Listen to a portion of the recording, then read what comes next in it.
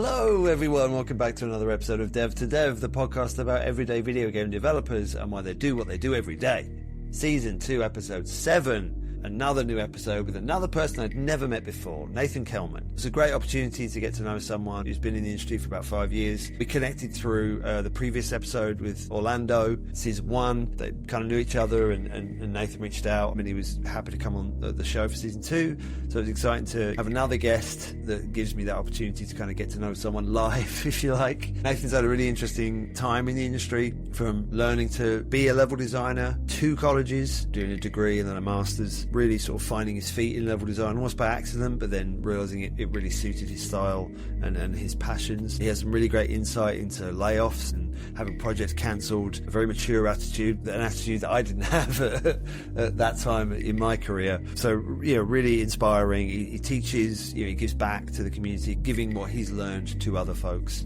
As always, Dev to Dev is on Patreon with all of season 1 available for patrons and the video versions of season 2 available there too. I post clips and share on LinkedIn and Blue Sky and YouTube and Instagram, so please like and share those if you can. If you can, subscribe to the Patreon, really appreciate it, it would help. But anyway, thank you to everyone that listens, thank you to everyone that connects. Check out my appearance on the Retro Hour podcast, another big podcast that I love, and also my regular guest appearance on the Patreon for the DLC podcast with Feeling This that Christian and I do, all about game feels. Really good opportunities to kind of dig into the mechanics of games and why they feel the way they feel. Another big passion of mine. But anyway, enough waffle. Let's sit back and listen in to another episode of Dev to Dev with Nathan Kellman. Thank you for connecting. I mean, we've never met. This is the first time we're meeting. I kind of enjoy that, doing episodes like that. But obviously we connected through someone who was on season 1, Orlando. I appreciate you reaching out, so I'm excited to get to know you a little bit more. I always like to start this with my favorite first question. What first inspired you about video games? Man, so there's a JRPG that I played back when I was in high school called Dragon Quest VIII Journey to the Cursed King, and it's really like any other typical JRPG, right, where you play a hero.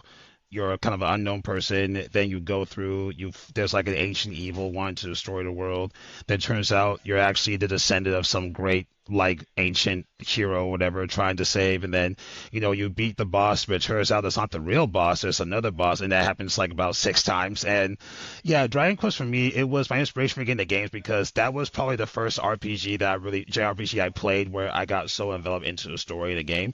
And JRPG, like Japanese RPGs, can have like 60 hours of content, and I replay that game probably 5 or 6 times. Like at one point I had like 500 hours worth of it, and one day I was playing through it and I was just like, man, I really love the story, I love the game, I love all this stuff. And I remember saying to myself, like, I want to make something like this so people can feel what I'm feeling.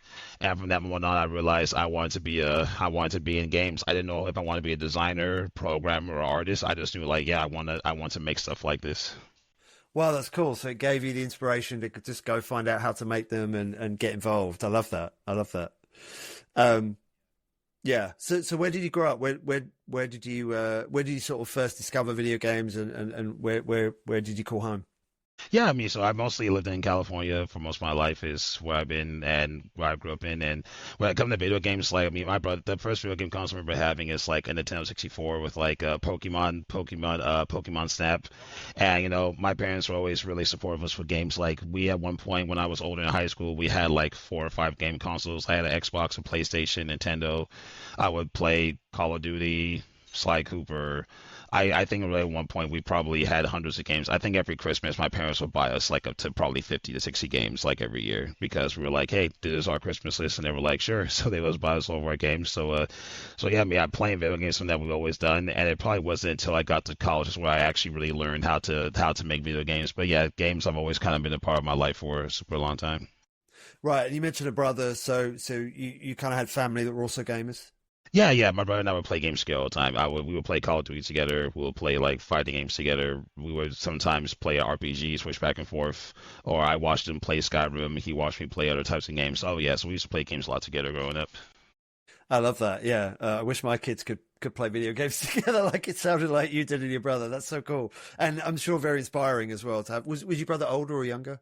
Younger. I have one younger brother. Yeah. Okay, so you were the older brother, kind of leading the way, and you're enjoying the thing. Oh, I love that. Um, okay, and I presume was gaming a big part of your life at school? You know, kind of outside of the home. Was it sort of define you, or did you have other things that were in you? Oh, I had a thing. So like most time, like in high, like when I got to high school, I played sports. So I played football, like high school way up to college and stuff. And the thing about when it came to video games was like I enjoyed playing them a lot, but when it came to making games, there was really nobody in my inner circle that knew anything about making games. I. So it was one of those things where like no one in my family knew how to play games or anything like that either, or make games either. So it wasn't until I got to college just when I started learning about like art, where I started doing more art stuff. And then when I got to my undergrad, like my last year, my undergraduate, that's when I learned about game development. But the last couple of years of my life, then I was playing football, and football is a year-round sport, so I was always training and weightlifting. So I will play games when I get home, but I didn't really have time to really like learn about it or research into it because one, I had no idea what to research, but two, it was like I'm hanging around with my friends who are all athletes, like hanging out and having fun. So, but yeah, football was a big thing. I was part of for most of my life for a bit. Got it. Okay. So, and like you say, no real understanding of how games are made, just enjoying them as as a hobby. Yeah. And so you mentioned kind of high school and then college. It looks like you went to kind of two universities, both studying video game related subjects. So how did you get the inspiration to go to college and learn to make video games? Was that around the Dragon Quest time or? Yeah, I would say so. For me, number one, like going to college was always like a thing I was going to do. My family is really big on education, and when I got to school, so originally when I applied for because I went to Texas A&M for my undergrad. I applied for what they have called a visualization degree, which was, and a fun fact, a lot of people actually are 3D animators and artists that go to Texas A&M. They actually end up going to Pixar. There's a lot of alumni Texas A&M at Pixar actually, yeah. So I applied for that degree, but I didn't get into it because I didn't really have a strong enough portfolio. But my grades were good enough to where I got into a different degree program that was under the same college architecture. So I essentially was taking like graphic design classes. I took like a programming class here and there. But it wasn't really until my last year where they came out with a minor for game design, and I ended up switching one of my minors, which was computer science, to game design, and that's when kind of like my game design journey started within my last year of undergrad, and then I went to Michigan State to do my master's in game development. Got it. Okay. And so you were doing computer science originally, maybe heading down the programmer route, but game design appealed to you more. Well, yeah, so actually art was always more my thing. It was just one of those things where people say like if you want to make games, you gotta learn to program. So I had the computer science minor, but programming wasn't really my big thing. Like I can kind of have a conversation with programmers, but if you ask me, hey, can you hop into C++, I will tell you go get an engineer for that. They'll come talk to me for that. So yeah, I was in the computer science just because like everyone this was tell you like, oh, well, if you want to make games, go do that. Then learning on later on, you realize like, okay, I don't need to be like a programmer. There's design, there's art, there's production that I can get into. That I started dabbling to more of those disciplines once I got into the game design classes. Right. Okay. And did game design hook you right away? Did you kind of feel like that was where you were supposed to be?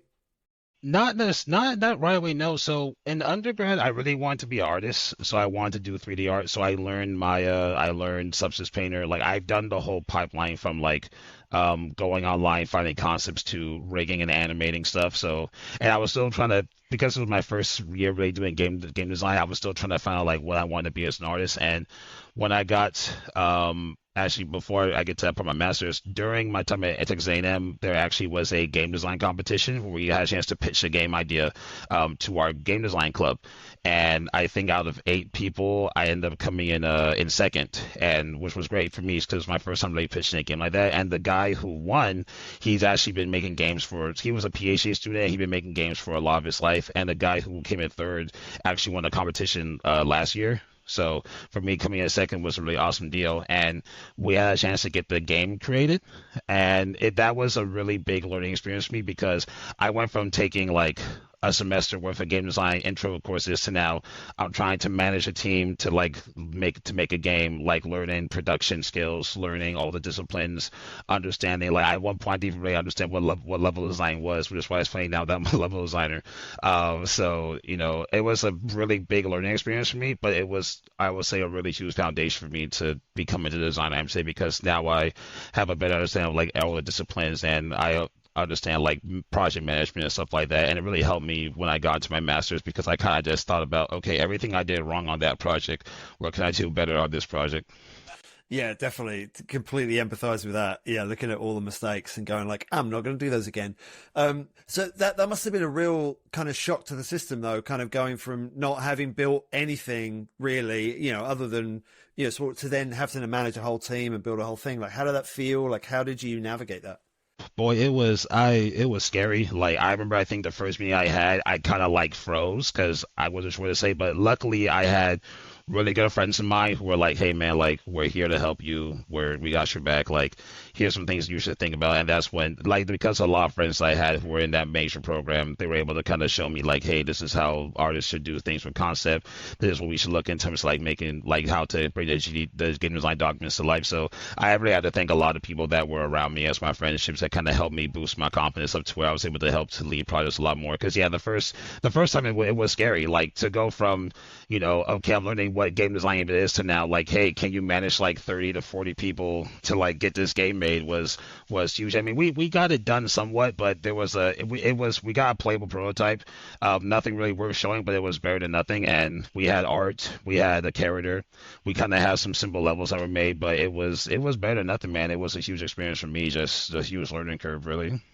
Yeah, it sounds like the takeaways from the experience were incredibly valuable, even if, actually delivering anything out of that scenario was tough.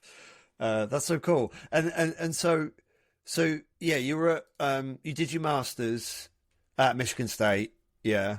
And did that continue to kind of hone your sort of game development process? Yeah, 100%. So with Texas A&M, when I was there for my last year, even though because they were just kind of still figuring out like game design as a whole, so a lot of us that were kind of in there were more of like we're learning our own, we're kind of hungry. But Michigan State's program actually is really well established. Like it's one of the top 10 actually game design programs like in the world. I think when I was going, it was like number 11, number 10 at the time, and they have a lot of professors that are there that really are really focused on game design. Like we have one professor who just focused on art. We had another one who did all technical design. We have some that were doing on production, and they had a lot of classes where they had a game design minor, which was a minor you had to apply to. If you were doing a master's, you can just take. But the first class that they had in that minor, because it was 4 classes, the first one was just like, hey, we're just making some games, getting used to talking to people. We made like 2 or 3 games in that semester.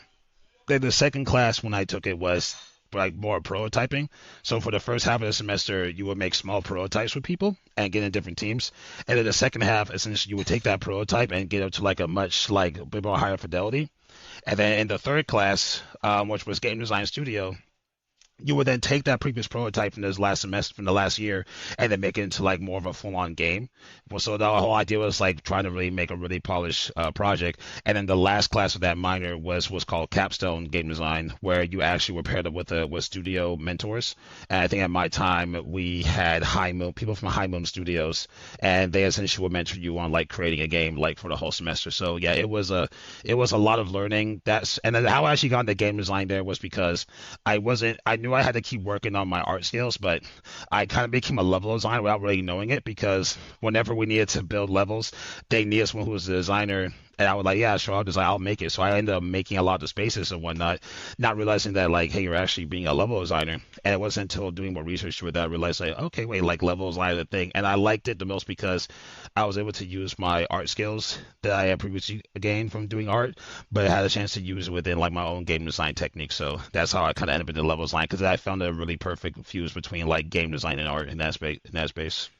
Right. Yeah. So I was going to say, it kind of sounds like it fuses the two things you love the most. And you really found your niche kind of going through that process. It's great that the school lets you do that. And I guess for both Texas and Michigan, you've moved away from home at that point as well to kind of follow your dream. Like how was that? Was your family supportive of it? Like, was that difficult? It was exciting. Like, how did that feel? Oh yeah, I mean, of course, for sure, it was scary. I think moving to Texas was the first time I'd been away from family, but my family was really supportive. Like whenever I needed help with stuff, they were always down to figure out how to help me. When I told them I wanted to be a game designer, like my mom was really supportive, so was my dad. They were never those parents where if you told them like, oh, I want to do this thing, they were never the type to sway you away from it. It was like, well, if you're going to do it, then be the best person that you can be. So, I mean, even when I recently, a couple years ago, because I had a chance to work on Diablo 4, and when I had a chance to show the credits to my parents, they were both elated and excited because we're like, look, your dream came true. You worked on like a ship good title. So yeah, they were always really supportive, even when I moved off to Texas and Michigan. Right, and I guess it sounds like you grew up with gaming, kind of around you, even if sports were a big part as well. But moving to those colleges where I guess there was a lot of game designers, a lot of game developers, or aspiring game developers, must have felt great to kind of be amongst those people. It was great, yeah, because now you're around people who are doing the thing that you want to do. So understanding more about what level design is, and I would say too. So for my master's, because Michigan State's really good at bringing out like technical designers, because we have a lot more technical people. And I would say while I was there, I kind of still had to kind of like learn level design on my own. But at least now I was in a place where like I could ask professors like, hey, where are resources I can go to, or like even my art professor asking him some stuff as well, because he will also kind of a little bit versed himself in level design. So I would say I started learning on my own, and I was able to find those resources. I would say probably after I graduated and I kind of joined like a side project with some friends is where I really started learning more about level design as a whole discipline. Right. Yeah. So I was going to ask. So after Michigan State, it looks like you worked on a few small projects. Yeah, so Michigan, so I would say during my time at Michigan State, I actually was an intern at like a health communication not a studio, a company for a bit, where we are kind of like essentially they wanted me to actually do gamification for some of their apps, which I was able to kind of help out with that. And it was really interesting because there were some particular things where, for example, they were wanting to like make stuff in like Lumberyard, and I tried Lumberyard for 15 minutes and I hated it. As so that same day I messaged actually the director of the department and said like, hey, I'm going to write up like a competitive analysis on why we should use Lumberyard and why we should use Unity or Unreal. And I was like, yeah, okay, sure. So I spent a week like writing up this really detailed document with like a whole analysis chart and probably about 2 or 3 pages worth of like a competitive analysis. And I sent it to him, and then about a day later I'm in a meeting with him and like a lead for another project and my manager. They were like, wow, this is actually really impressive that you made this. And I'm like, well, this is what y'all hired me for, because I was the only person in the company that had any game design knowledge, so I was able to bring that to him, which was awesome. But yeah, definitely once I ended that, I had a chance to work on Ruby Shark Games, which is a completely like volunteer studio. And how I got into it was because I was in a Discord called Design Den, and I was just talking to some folks, and one of them, his name is Kyle Rasmussen. He's actually now a senior designer, but back then he was in QA at EA. And he was like, hey, I'm a part of a team. We're trying to essentially make this game together. Would you be interested? And I said, sure. And the idea for it was that it was supposed to be 7 level designers, including Kyle as a technical designer, making just blockouts, 7 levels of blockout. It was supposed to be a 6-month project, and to this day we're actually still working on it because now it's grown to like we're kind of like our own little volunteer studio. We've had probably at one point a team at one point was probably about 80 people, but now we're probably around like 20 to 30 on and off, and we're trying to like make a full-on game. But that was where I had a chance to work with other like-minded level designers. So that was where I learned more about like the jargon of level design, how to go about making your level, because now I'm working with people who are now all like-minded, more like me, who are like, yeah, we all want to be level designers. So that was a huge one for me, because at Michigan State, I was kind of like the only one really want to be a level designer. But now on Ruby Shark, it was like, hey, we all want to be that. So that was even more helpful for me to go down the road of my journey. Yeah, I can imagine. And what was it? I mean, you mentioned kind of finding level design almost by accident, at college. But what was it about level design that kind of drew you and continued to draw you to even sort of volunteer to do it? I don't know. It was just, it was probably one disciplines where, and this is actually a bigger piece of advice I would tell people, is like, it's one of the disciplines where if something were to mess up, I didn't mind redoing it. And the reason why with art I kind of got away from it, because when I was taking one of my game design classes, we had a chance to like switch disciplines. So I went back to doing art, and I had one day where I was working on a model for like 2 hours straight, texturing it. And then something happened with my Substance Painter file, and it got corrupted, and I lost all that work. And I sat there, and I was like, I don't want to redo this. And at that moment, I realized if I'm working at a studio, and if I'm working on something, and we know at studios things can happen, you can lose your work. But if I sit there and go, I don't have the desire to redo this to make it better, then I probably shouldn't be doing that discipline. And that's when I realized I don't feel like that with level design. Like I've lost levels before, or had to rework it a lot, or just had to. I've redone levels multiple times, and I never felt like it was a chore. So that was when I realized, like, okay, like I would tell anybody that as advice, like if you're working on something, if all your work got deleted today, would you want to redo it all, or would you just say, screw it, I don't, I'm just going to go do something else, right? So I think that was when I realized, like, okay, yeah, design is more of where I want to be. That's great advice. I empathize with that a lot and agree completely. Yeah, if you can, it's not like you don't care. It's actually the opposite. It's like you care so much that, yeah, if it got deleted, of course I'm going to go fix it, right? I'm going to do it. I'm going to take what I did before and do it better. And I think that's good advice just for design in general, right? We have to be very okay with our ideas getting thrown away or getting discarded, or like, this was the best idea. Sorry, it's going to get cut. And you're like, well, you can lose, you can get upset about it, or exactly, you can just soldier on. So I love that advice, and good that you learned that early, right? It took me a long time to learn that. So, I'm glad you're able to get that early. So the Ruby Shark has been, and it's still an ongoing kind of volunteer thing. But it looks like Hangar 13 maybe was your first kind of proper professional gig. Yes, my first professional AAA gig. Yep. Yeah. So how did you find that, and what was it like, sort of landing that job, and how was that process? Yeah, I mean, at that time too, so it was around 2020. So of course we had COVID that happened, right? So that was a whole complete firestorm of craziness, like for everybody. And really for me, it took me about a year before I got the opportunity because I was applying to places over and over again. And that's, I think, really, you realize how hard it is to get into the industry, especially at a junior level. Because there are so many people who are just as talented as you, or maybe even more, or the industry at the time too was going through a lot. Where I remember one time I applied to an indie studio, and they emailed me back and told me like, hey, if when they posted on LinkedIn, they told me like, 'cause I got denied, and I asked them like, hey, is there anything I have to improve upon with my process? They said, honestly, your portfolio was awesome, but the people who applied just had more experience than you did. So with one of those. So that was a lot of what I heard. And just after redoing my portfolio and redoing my resume, I just kept on applying to places. I started getting more probably applications out probably around 2021 and more callbacks because I worked on Ruby Shark for about a year, so I reworked my resume, my portfolio, started talking to places like Treyarch and whatnot. And Hangar 13, they had an internship program, but particularly with the internship program at the time, it was for underrepresented voices in the industry. So of course, because of me being a black man, it was something that I saw like, okay, this is like an awesome opportunity. So I applied. I did an interview with the HR department, and then I did an interview with the game director, design director, and the lead level designer. Two of them actually who have worked on Horizon Zero Dawn at the time, and my lead, who's still my lead today, because I work at Game Velocity, where a lot of people at Hangar 13 now. They formed that studio after the Hangar 13 stuff. We had like a big layoff years ago, and a lot of people I still work with like to this day. But yeah, my lead level designer at the time, and I did an interview with them. And then within a week, I got told I got the internship, and it was great because it's like finally I'm now can say I'm a professional level designer. So even if it was only for a couple of weeks at the time.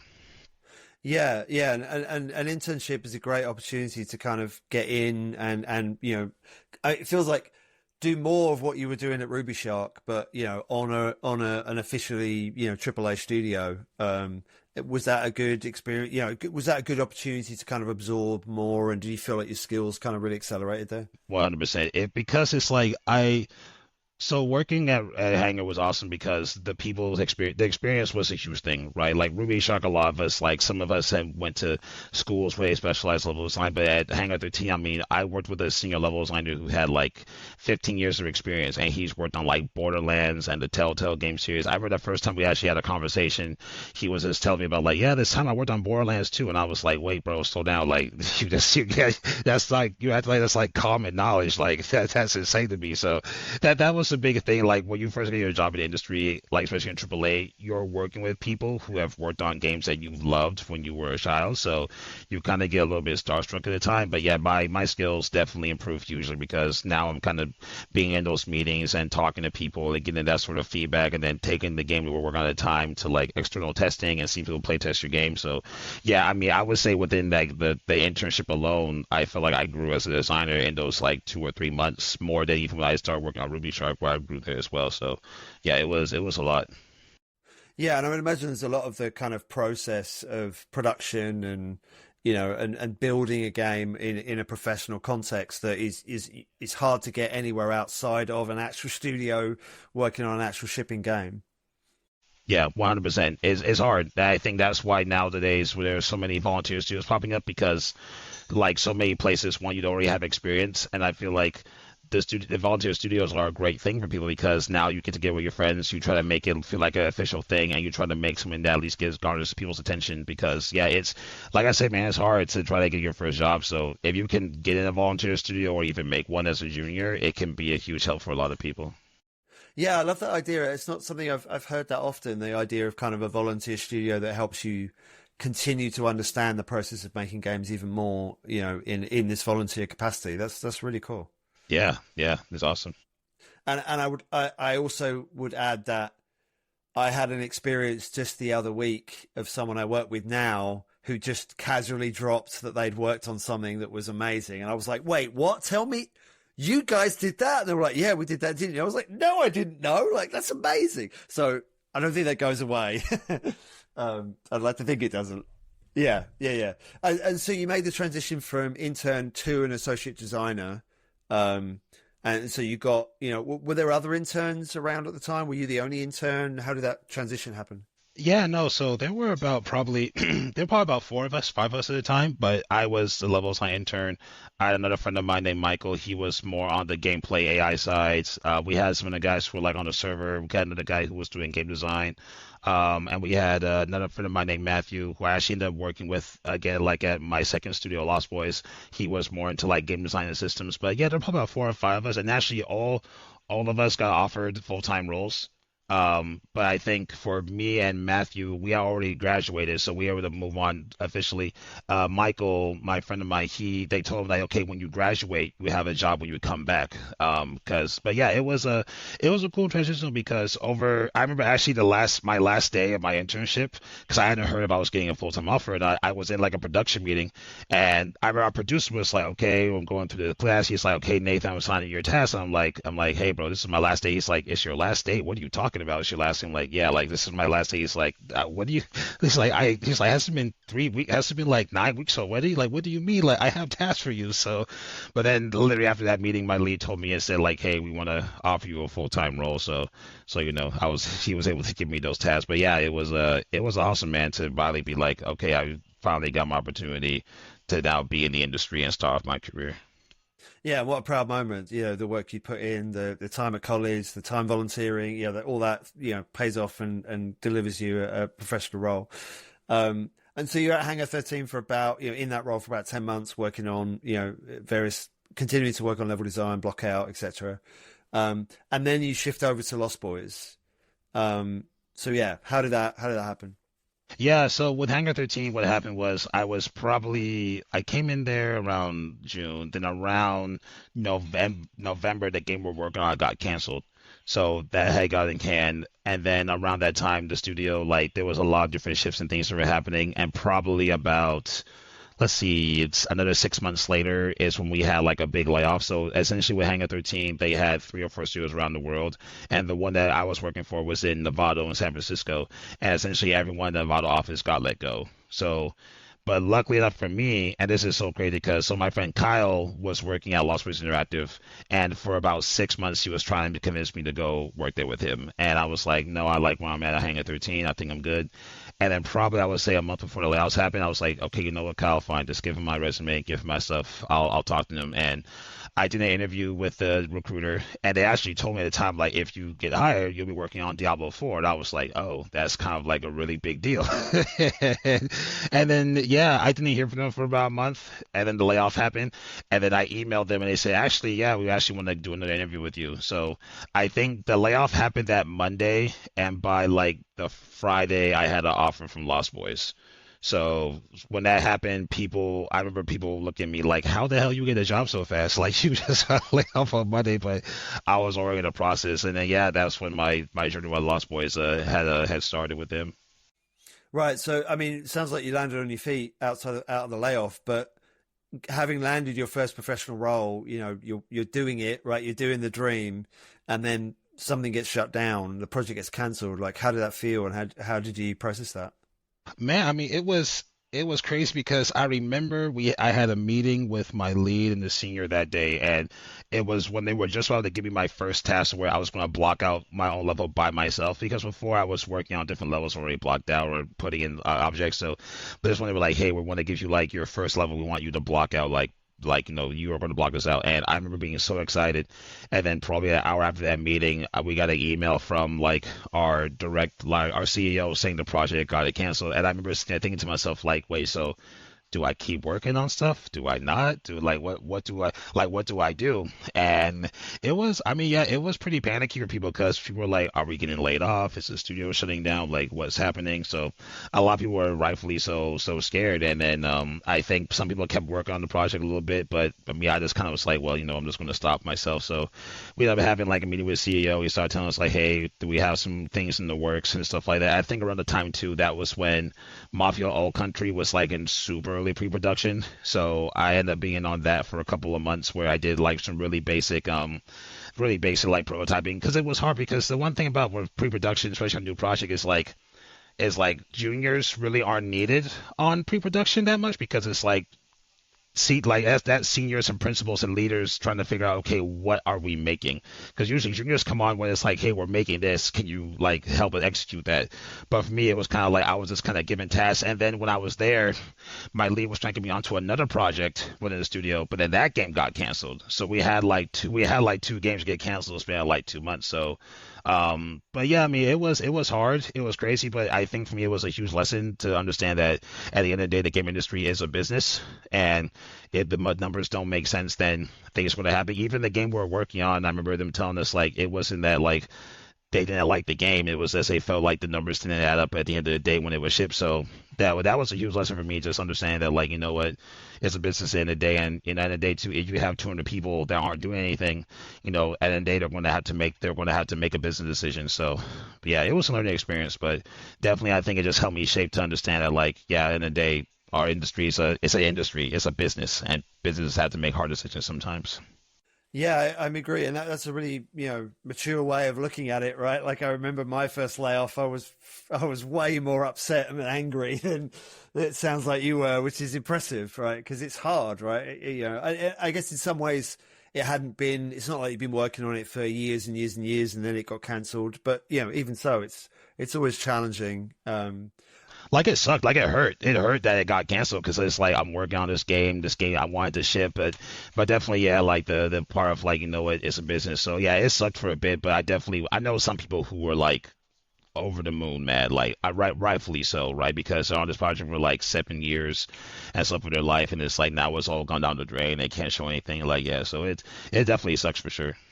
Yeah, yeah, but like you say, you just got to look at it as, hey, this is how it can go sometimes, and on to the next one, and on to the next one you went, which was Diablo 4 at Lost Boys. So, what were you a Diablo fan when you started there? Like, Not at all. No, I had never played a Diablo game until they told me I was working on Diablo. I think I played a little bit of two, and but then I ended up playing three and really liking three, and so I kind of played through it. And I remember when I did my interview with them, they asked me a bit about like Diablo and a little bit, and I told them like, yeah, I just played three, and we had an interview and everything like that. But yeah, when I got brought into the game, it was cool. I mean, now I'm working at, with Blizzard, right? Like a titan in our industry, which was insane. And before, for me personally, Blizzard was never like a place I really never really wanted to work at because the games they worked on I never really played. I didn't play Overwatch, didn't play Diablo, but I would say working with them for those 6 months was huge because I was like, I understand why Blizzard is seen as like the pinnacle of our industry. Like the people there are really passionate about what they do. They love the games they're working on. The quality of work they can spit out in a short amount of time was insane. I remember we had one day where we had like a simple block out of a village, and it was just nothing but cubes. And within 2 or 3 weeks, the artist made it into like the most beautiful thing I've ever seen in my life. And I'm like, wow. So yeah, definitely working on Diablo was great because to see the level of passion those people had working at that studio was infectious. It was insane. yeah, and you were working. So Lost Boys, I guess, were a co-dev, yeah, kind of co-development studios. Yeah, so that's an interesting dynamic, right? You're kind of working with someone else's game, but you are also integrated into that experience. Like, did that feel strange? Like, did you feel, how did you navigate that? Yeah, I mean, it was cool for us because they treated us like we were like another member of the team. I mean, at the time, they needed level designers because a lot of our work, what it was doing was on the level design side, we were trying to essentially make sure the nav mesh was working cleanly, like doing a lot of cleanup in the world because they want to make sure the characters can move through. We had to, if you ever like play Diablo 4 and you see like the trees and mountains fade when it gets to the camera, that was all us on Lost Boys side because yeah, we just wanted to make sure that you could see the player at all times. But yeah, I mean, they were great people though. They integrated into us really well. I remember when we had like our last week there, like our the lead level sign for Diablo, like he was sad we were leaving because we all became really close. So yeah, man, they were. It was really cool working with them. The only thing was like we couldn't talk about the game until it came out, so we were done in.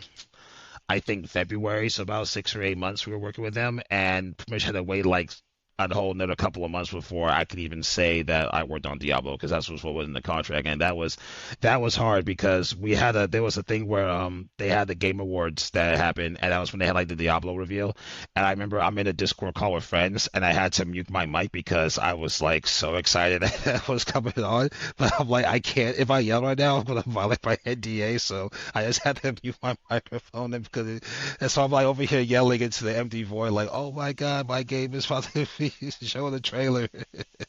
Yeah, so that was fun. Yeah, and I guess that's your first like proper shipped title. Yeah, like you mentioned, showing your name in the credits to your parents. Like, how did that feel to you? Like, especially having something that you worked on that you enjoyed but never came out. Like now you're on not just a game but Diablo. Like, that must have felt amazing. Yeah, it was. I mean, it was crazy to think that. I actually remember I had an instance where I would tell people about a game. So the first person I told was my brother. And I told my brother like, "Hey, like my game's coming out today," and he was like, "Oh, what game was it?" And I told him Diablo 4, and he looked at me with like this shocked look on his face. Was like, "You worked on what?" I'm like, "I worked on Diablo 4." He was like, "Oh my God, that's insane!" So what I told people were like elated. They were like, a lot of people were like, "Wow, that had to be your first ship game is like insane." And yeah, I when I got the game, I went through the credits and I saw my name there and everything. Like, yeah, it was huge, especially when because I was still talking to the lead level designer at the time too, and on Discord he would like send me images of like, "Hey, here's like the promotional happening in Australia in Vegas," and I'm like, "Oh my God, like this game is like." The promotion for this is insane to think that like I worked on it. It was awesome. And when I could tell people that I worked on it, it even felt even better. So Yeah, yeah, yeah, definitely. It's a great first title.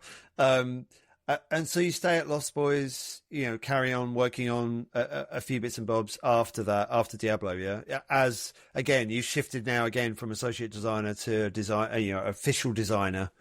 Um, yeah, what was that transition like? Did you feel a big difference, in shifting those roles? Was there a change in focus? yeah, it was interesting. So when after Diablo, we worked on another unannounced project, and that was one where I had a lot more autonomy. Like I was owning like a lot of spaces. I think at the time I owned like one or two like levels that were pretty good chunks, and it was interesting because the game we work one had like a very fast development cycle, and in the beginning with the production, things were kind of a little bit crazy. So there was at one point where on my team that I was on, because it was me and the designer we didn't get feedback from our lead LD in like 6 weeks, but it was because the other levels he was working on, they were like a really big key point for like the demo. So he was making sure all those were working. And then when he actually had time to talk to us, he looked at our level. He was like, "Actually, guys, what you guys worked on is like really awesome." So, we just had a lot of autonomy there. And when I moved up to mid level, it was interesting because I remember at the time they were talking about promotion stuff, and I was thinking, well, I'm an associate now, I might like get a raise. And when I moved up to mid level, I was kind of like, oh my god, wait, like I'm now just a designer, like oh shit, like okay, I guess this is where I'm at now. So it was cool though. It was great to get that recognition and to kind of move up then to feel like okay, now I'm now just like I think I was designer one because they did like designers one, two, and three. So yeah, I was late though. I was excited. Yeah, and like you say, did you feel ready for that, responsibility? Did you feel like it kind of matched what you were already doing, or did you feel like, okay, now I've got to really step up and deliver even more?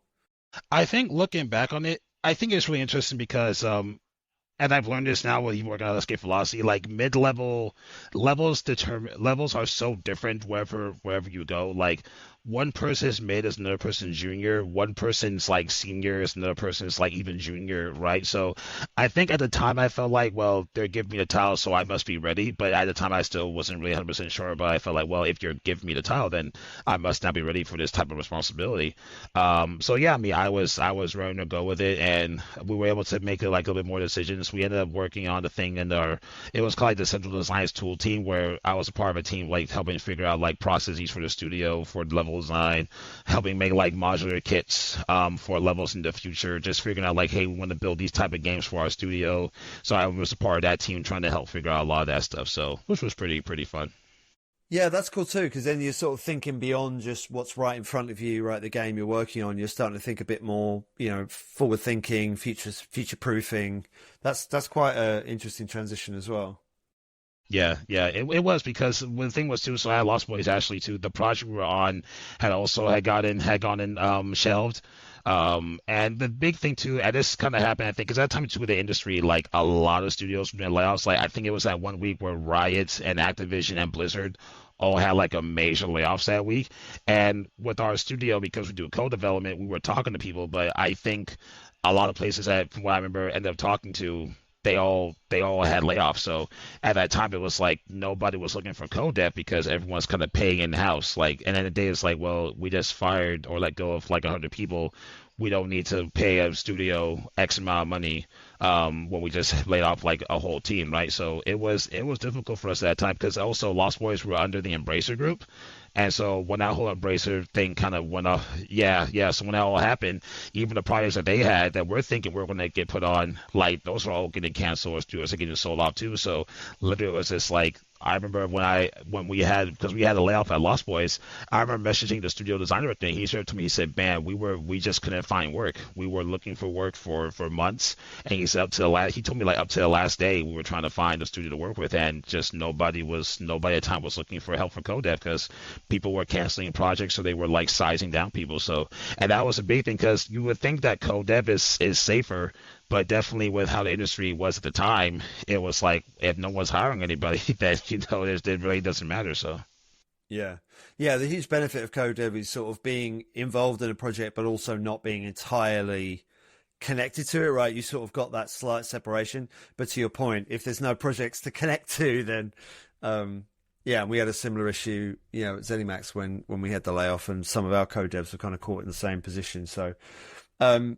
So you leave Lost Boys kind of in around March 24, and then you go on to do a little contract here on a little project, and then you move and then you move over to.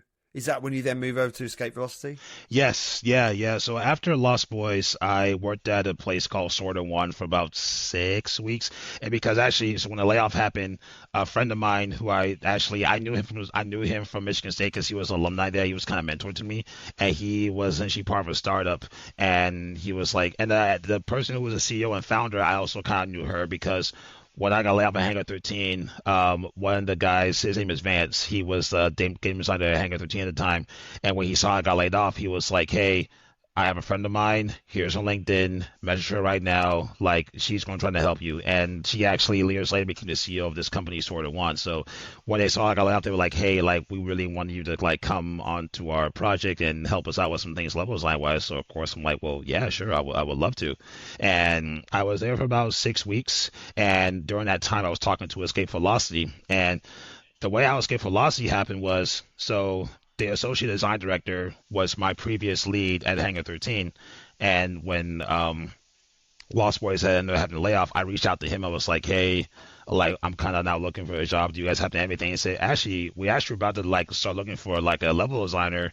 We'll love to interview you." And I think because I knew so many people from Hangar 13 that when they heard the news, I think even like the narrative director, he reached out to to leadership and was like, "Hey guys, like Nathan just got laid off," and they're like, "Don't worry, like we're talking to him. We know so a lot of them were looking out for me when all that happened."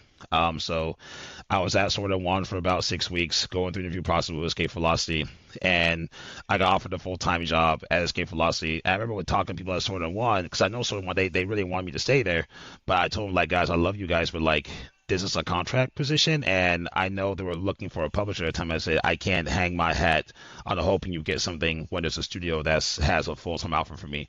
And they understood that for sure. So I ended up going to BSK Velocity, and I got brought on as an associate because for them they felt like my skill sets weren't there yet to be for mid level. Which at first I was kind of like, but what do you mean? Like I did this, but then when I came onto the project, I started learning like, okay, I'm not ready to be mid yet. Now I'm mid level, and now I feel more prepared to say that I'm mid level. But that was the whole thing of like every studio was different, especially with Escape Velocity. So many of them had worked in AAA for so long that in their minds, like there's a different, like mid level is a different thing than like Lost Boys had, right? So, but yeah, it's been awesome so far since I've been here. That's great. Yeah, and shows sort of the importance of strong connections, right? Sounds like you handled some of those situations very professionally, and like, just reminds you how small this industry is and how good it can be to have a connection somewhere. You never know where that's going to lead. 100%. Yeah, I've been blessed with that. The fact that my connections able to help me get the jobs, especially in times of need, for sure. Yeah, definitely. Yeah, and so you've also been and continue to be an instructor, kind of teaching people about level design. Like, how did that come about, and how do you approach that? Yeah, no, yeah. So with the game design skills, so in the Discord called Design Den that I'm a moderator in, I used to do portfolio reviews for people where I would just review people's portfolios. I started doing that even before I was a mod, and it just became like a really popular thing. And then somebody in who was he's like a founder of Game Design Skills. He saw me do portfolio review, and he reached out to me and was like, "Hey, we kind of do like teaching stuff. I would love you to like come do a portfolio review for our students." I'm like, "Okay, sure, I'll do that," and they ended up paying me for it. And then a couple weeks later on, they were like, "Hey, we're interested in like making a level design class. Will you be interested in teaching it?" So I actually wrote the whole curriculum from like that to go from 2D to researching to a final blockout. Wrote the whole thing. I actually brought up a friend of mine who I mentored named Jordan, who he works at Apogee Entertainment now as a contract level designer. And so I brought him as like my adjunct. And yeah, and for me, when I made the class, I thought to myself like, okay, if this was Nathan back in college wanting to learn level design, what are things that Nathan would need to know back then in order to become a proper level designer? So I did things where it's like, okay, how to research for your levels, how to make a 2D map, how to make a really rough first pass for your level, not focus on art. Like beginning in my class, I tell my students every time, it's like, if I see it, like, do not put any art in your level whatsoever. Everything needs to be blocked out, because I think as juniors, when a junior starts using art in their blogger, they get so focused on the aesthetics that they forget to make the level fun. So I will legit tell students, like, if I see art in your level, like, I'm not going to give you feedback on your level. You need to delete it and just make it all cubes, all simple shapes. So yeah, I've been doing that now. I think I'm on my third cohort now, so it's been over a year. And the first cohort, we had 20 people. The second one had 40. This one now has about 50, I believe. So nice. And how does that feel, kind of going from, being the student to now, teaching students and kind of drawing on that experience? Like, how does that feel? It's been fun, man. It's been really interesting. I always try to. I'm the type of person where I get to a certain point, I try to remember like where I started. So like when I talk to students and they're confused about things, I always remember like me from back then where I didn't even know what a blockout was, or what leading lines were, right? Or what when people say yellow paint, like what does that mean? So I always try to revert back to that time when I talk to students and whatnot. And it's been fun. It's been a lot of learning for myself, seeing how there are so many people out there that are super talented, a lot of this need opportunity, or like they're really good at level design. They just don't know the process. So when you end up teaching the process, the levels end up like getting way better than they've ever been before. So yeah, it's been really rewarding. I think I've actually had some of them. One of them actually, they've actually joined Rupee Shark for me as a level designer because the levels were that good. And then we had other ones that have gotten a contract position, small contract positions as well from teaching the class. I had two of them that at the time, one was taking a level design test for, I think, what was his name of the studio? They made, I think it was Dead Island. He took a test with them, and there's another guy I know, he was taking a test for Naughty Dog, and both of them said, like, because of your class, I was able to tackle the test in the way where I felt confident. Because they said before then they would have been, like my friend who did Naughty Dog, he was like, yeah, before your class I would have been terrified, but after your class I felt like I could actually do the test pretty well. And I think both of them got to the final stages. They didn't get selected, sadly, but the fact that they made it that far into the process was huge for them. Yeah, I mean, Techland and Naughty Dog, they're both, big, impressive studios. So it's kind of, it's great that they were able to gain traction and, and go through the process. So I'm curious, Nathan, you've been in the industry for a while now. You've kind of found a home in level design. Is there anything about level design? Level design is about flow, and it's about architecture, and it's about structure, and often it's about kind of pulling things together into one place.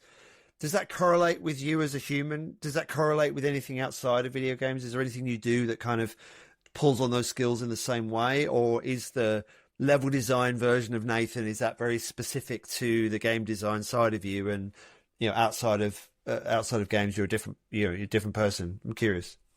Yeah, that's a good question. I think a lot of it due to playing sports, because and when you play sports like football, right, when something happens like on the field that could be a huge game changer, you kind of have to learn to okay, that happened. It happened. We gotta move on to the next thing. Like, we can't dwell on that, because when you dwell on that, you're gonna make mistakes. And I think when it comes to even this with level design, like, that happens too, right? We're making a level, things might not work out the first time, and like some people, that could be devastating for them. We're like, oh my god, people got lost in my level. You understand? It's like, okay, people got lost. Let me move the level on. Let me make changes to it. And I think really sports has been helpful for me just become as a better level designer, because whenever things kind of go a little bit crazy, I've always been able to kind of be like, okay, what's happening? What's the problem? All right, cool. Let's try to find a solution to the problem. Because that's the same thing with football. Like football, if we're going down the field and we fumble the ball like on a 2-yard line, it's like, okay, well, we just gotta trust that our defense gets the ball back and we go make another play out there. So it's the same thing with the level side, where it's like, hey, you know what, this thing happened. I gotta trust people on my team to get this thing done. And when it's my turn to come back and do my job, then I'll make sure I do my job to the fulfillment. So I think definitely sports has helped me a lot with at least in game development period. Yeah, I love that. And I think that also speaks to your kind of attitude towards the layoff, right? And projects getting cancelled, right? It's like, yep, this happens, but we've got to come back around and deliver another play when it matters. So yeah, it sounds like those two lives have kind of perspectives have meshed really well. Yeah, I think it helps a lot. I think and the thing is too, I always try to make sure whenever I do stuff with games, like, whatever happens with work, I leave it at work, right? Like, if something happens at work, I don't try to bring it into to home or bring it to people. Like, most of the time, I still work out quite a bit, so whatever, if I have a crazy day at work, I just go lift heavy weight to get that frustration off. And then when I come home, I'm like, okay, cool, I'm back at it again the next day. So yeah. Yeah, that's a good attitude. And then in terms of, playing games, right, the sort of the gamer side of you, has being involved with level design and making games, does that change the way you play games at all? Oh, 100%. I mean, I think before I get into game, now that I'm in games, because I understand it a lot more, I your design eye never turns off. So there have been times when I play through a level and I happen to run through it because I can see the cues. I'm like, okay, I see the yellow paint here, or oh yeah, this light's pointing that way, so that's the right way, or oh, I see this box conveniently placed here at the entrance, so it's going to be combat. It's going to happen here. So it definitely changes my perspective. But I always try to, whenever I play games, I do a thing where I try to play it twice. Where the first time I play it, just try to show off that brain, play it as a gamer, and then if I play it again, I then look at it from a design side, okay, well, why did I have fun in this particular space here, or why did I not like this boss fight here? But yeah, but it is hard though, because if I see something that looks good, my design brain just goes, oh my god, this is fantastic. It's the same thing with film, because I took a film class during my master's. My professor Ricardo, he does concept art, but he also has done film, and we had a class where it broke down cinematography and how cinematography tells a story. So even though I can watch a TV show or a movie, and it can be a scene that's the most bland in terms of acting, but the composition looks amazing, and I'm just sitting there oh my god, look at the composition, this looks insane. And my brother and them are like, what are you talking about? I'm like, no, how the guy stands here and the light's hitting this and the colors are doing this. So yeah, that same thing with that's how I am with games. Sometimes it could be a really simple transitional space in the level, and I'm like, oh wow, the way how this is lined up here and it points to this way and stuff. So yeah, it's hard to have the design brain off sometimes, but I try to when I play games. Yeah, you can only try. It's difficult. And then you obviously mentioned your family being stoked when you shipped Diablo IV, and your brother's obviously still a gamer. Do they relate to your role and your profession, or do they just kind of are they just proud of what you do, or does your family understand what you do? Yeah, so my brother definitely because he also does game development a little bit himself. Like he does writing on his own free time, and he also does like spit programming. I mean, my parents have asked me before, like, so what is it that you do? I try to tell them I'm like a digital architect where like I'm building out these spaces. So I try to put it in terms and ways where like they can understand. But of course, there are some times where like my mom will be like, "So what do you do again?" I'm like, I'm a level designer, mom. Like this is what I do." So oh, okay, I remember now. But yeah, they definitely try to pay attention to what happens in the industry.